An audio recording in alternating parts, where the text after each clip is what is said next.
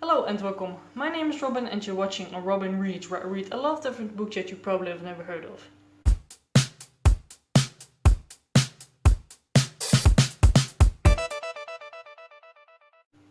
So today is going to be a little bit of a different kind of video. I'm going to react to one-star reviews of books that I have really loved this year. I thought it would be a fun idea to do this. So let's get started. As I said, I have 5 books. I'm just gonna do it a little bit randomly. So the first book that I got, let me just pull my laptop up a little bit. The first book that I got was Deep Light by Frances Harding. I love this book.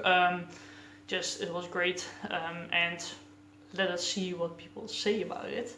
So the first review says it was simply not for me. So okay.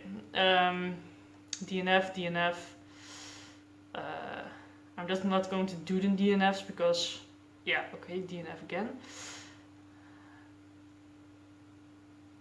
Okay, not DNF. And, okay. I'm just gonna read this one. My rating is a simple not for me rating and certainly not indicative of most others' thoughts about the book. Simply book. Okay, I couldn't engage. My God, sorry. So she didn't like it. Yeah. Okay. Okay, her English isn't very good. Sorry. Another one. DNF'd at 30% to my own shock. I so rarely put a book down, but I just couldn't make it to the end. The writing is beautiful, yes. And the description fascinating, yes. But the plot was virtually non-existent.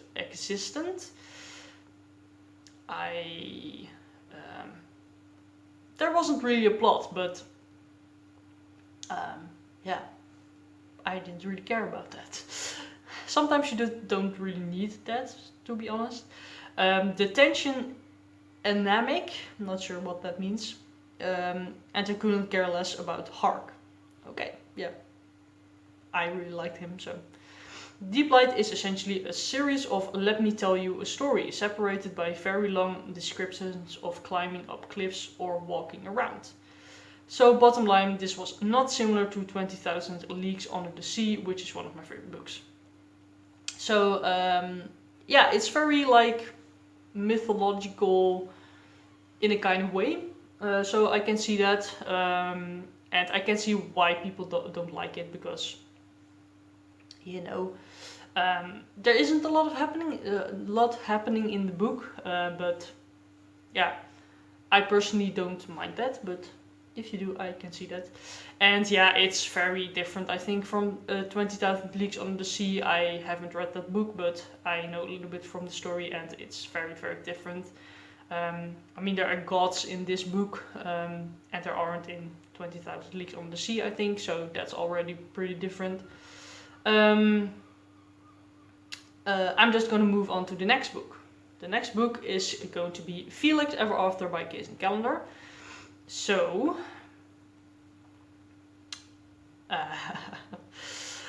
this is going to be a fun one, I think. Pretty long review, so I'm just going to do one review per thing, I think. So, I know this book is important to a lot of people. Yeah, it was very important to me. Check out my review if you want to know. Not only is it represents trans people out there in the world, but it also shows and deals with a lot of important topics, such as being queer, transphobic, and racist people and behavior, gender identity, and so on. Yes. But for me, the main problem with the book was Felix. I couldn't agree. I couldn't disagree more, to be honest. He was selfish. Not really. Self-centered. Sure, he's a teenager. Egoistic. Spoiled in his own way. No. And immature. That I can't even tell you how much of a headache he was. The way that he treated other people and their feelings and problems, such as Ezra, the clan, and his father, was definitely not okay. I don't agree, of course. I think he's a teenager, so like I think like a teenager, a little bit on. I think he's 17, so that's a very difficult age, I think, and a lot of 17-year-olds are very selfish. I think he did have like difficulty with problems with from other people, but yeah, I don't know. He only thought his problems were valid. He couldn't see other people's perspective or what they must be going through. Well, maybe he is autistic or something, I don't know. For him, every single human being that appeared was a one-dimensional character. He said over and over again how much he wanted to go to Brown and how hard he worked, but there he was getting high over and over again, coming late to classes, not applying to his work, getting late, and on and on. I don't think that was the point in the book. I think the point was that he really wanted to get into Brown, but he was very, very insecure. And therefore he was acting that way. So, and the way that he thought he was the center of the universe and only his feelings mattered. I just have to say that the clan and Ezra deserve better. No. Not only his personality was trash, but he didn't show any kind of growth. I really disagree. When he finally would show some kind of change in his behavior after maybe 9 pages or so, he would do or say something stupid all over again. Back to immature roots. Again, teenager. I mean... So I get the importance of the portrait of non-binary and transgender black people out there. It's absolutely important for a book with a premise like this to be out there. But the question that remains is, shouldn't this book feature more developed characters than those prick group of teens? I'm pissed, I'm disappointed as fuck, and I simply don't get why all the people in this world are raving about this book and giving it 5 stars when the premise of it didn't match what was inside of it. Yeah.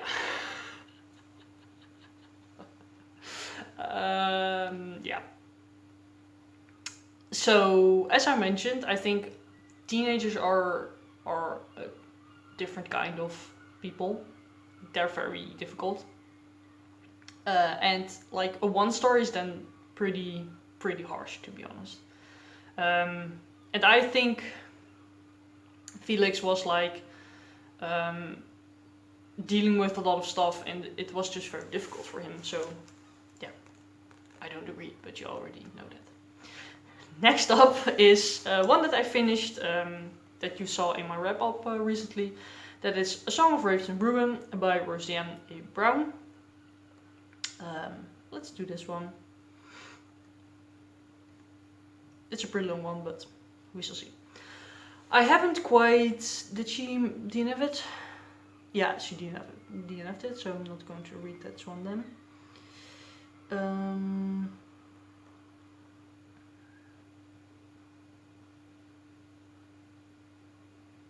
Okay.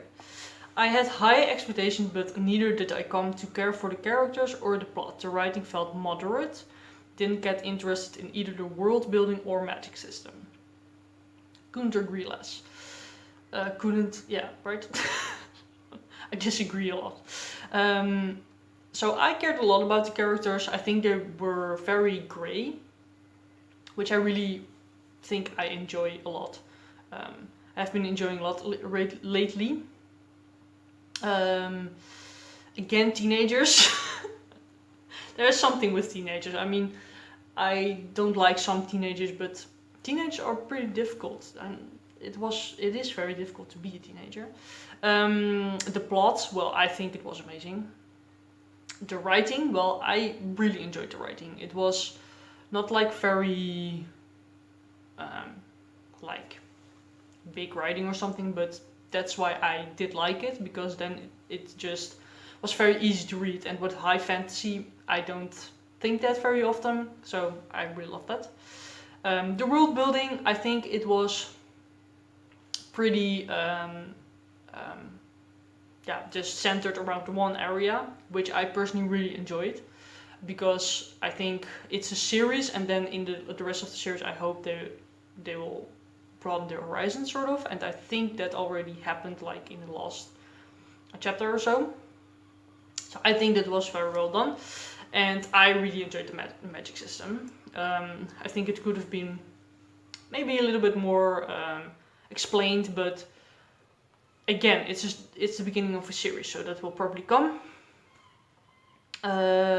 She's now talking about the plot. Okay. So basically both main characters are out there to kill each other. Yeah. Okay, this was a very, very short review. So these are spoilers, so I'm not going to read that for you. Unfortunately, I hated this book. Outside of the world building, it was yet another generic YA fantasy I've read a dozen times before. The biggest crime being how good storytelling goes out the window in favor of David's romance. Couldn't, yeah, again, just really disagree. I think this one is very different from a lot of YA fantasy. First off, because it's diverse. Secondly, sure, there are like plot lines that are maybe a little bit similar, but it's just different because it's diverse, and I think there's a lot more depth to the story. From the beginning, I barely tolerated Karina. I can get that, she's not very likable. She is the embodiment of the performative feminist archetypes so copious in modern storytelling right now. Sarcastic and abrasive for no reason, you're supposed to like her anyways because she tells it like it is and doesn't care about what anybody thinks, when really she's just a jerk. Maybe.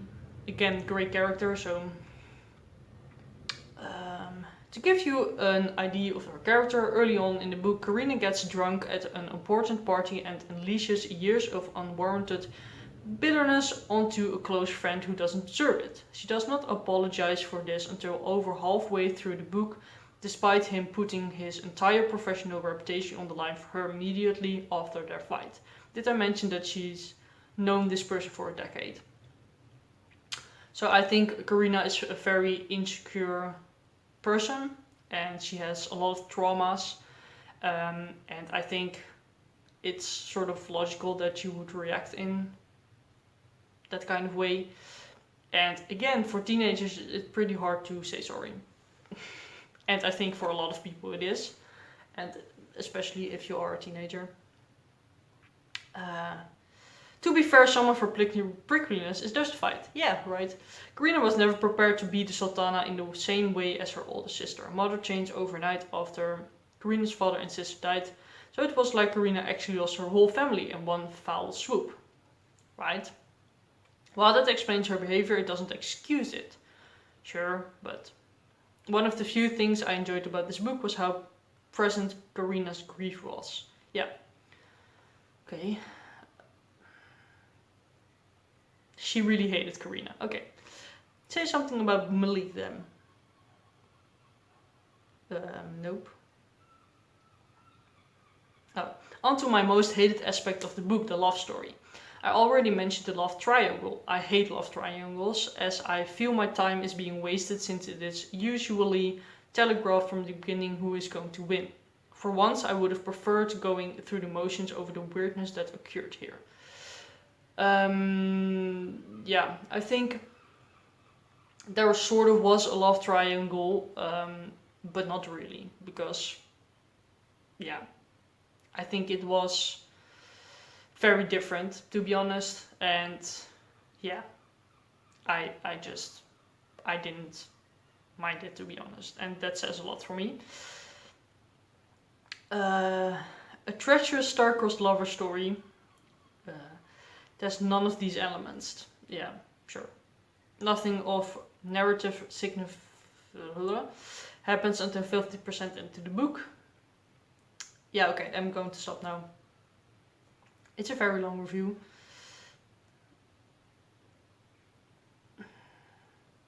Here.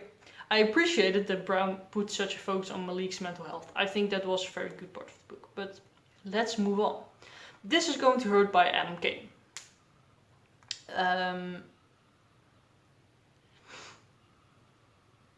DNF, okay.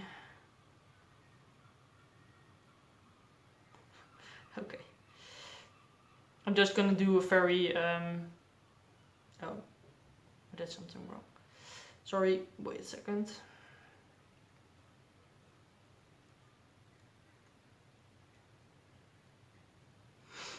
I'm just gonna do a short one because DNF.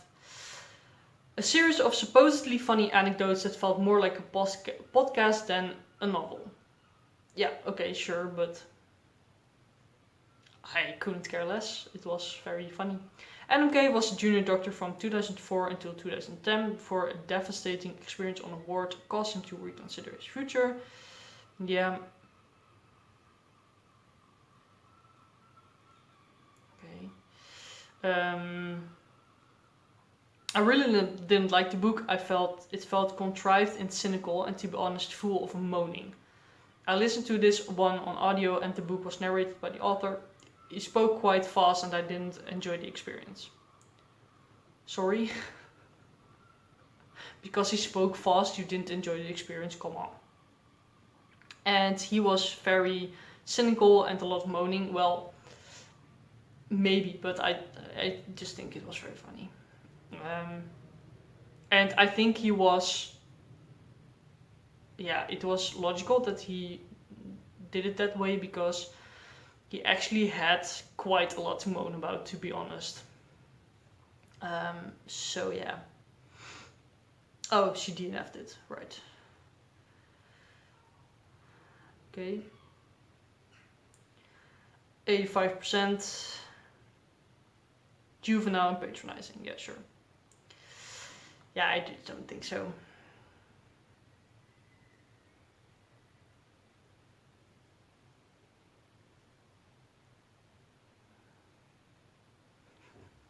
Someone gave it 1 star and said very entertaining.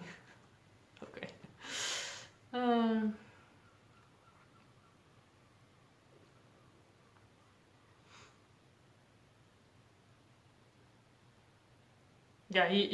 Yeah, they say that he used stories of patients in a mocking and demeaning manner.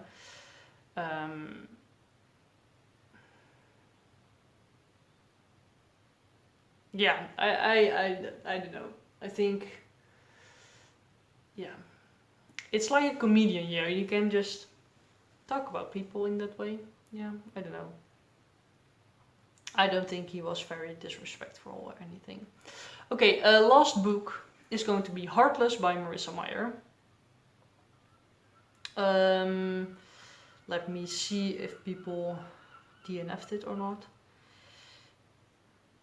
Okay, this is a very long one.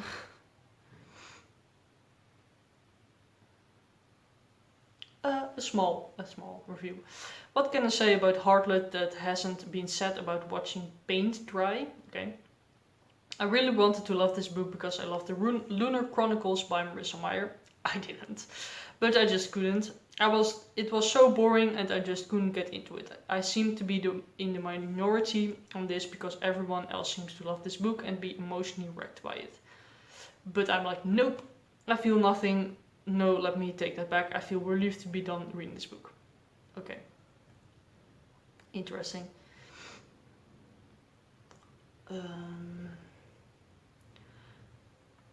Flipping through a baking cookbook would have been far more fascinating than reading this piss-poor book. Okay. I thought Alice in Wonderland and Marissa Meyer it should be smooth sailing, but no, this book is mercilessly boring. Okay. I disagree. I think it was very, very just good, but the only thing the blurb got right about Kath is that she is a talented baker. Everything else is a farce. All she does in this book is give us in-depth description of her cakes, wine, make stupid decisions, throw tantrums, and then complain some more. Don't think so. It's also ridiculous that she's supposed to ascend as the Queen of Hearts and become the terror of Wonderland, yet there's barely any character development to speak of. No. Okay. Jess is an interesting love interest. Him and Kath are cute together, but their romance lacks any sort of emotions and tensions, which doesn't make sense because it's that the point of forbidden love. or just about any type of romance really. In fact, I'm positive Kath feels more passionately about her pastries than she does Jess. To be quite honest, I don't get what he sees in her in the first place. I think it was a great romance, and I don't say that often, so do with that what you want. Yeah, I'm just gonna stop now. This was an experience. So, yeah. I like doing this, it was fun, but I also am just sort of a little bit angry sometimes for these reviews. I mean, I don't know. Especially with Felix Ever After, it was just, yeah. But that was the video. Let me know down below if you like this, if you want me to do the opposite. So reading 5-star reviews of books I really didn't like. And yeah, I really hope you liked this video, so please give it a thumbs up, comment and subscribe, and I'll see you later.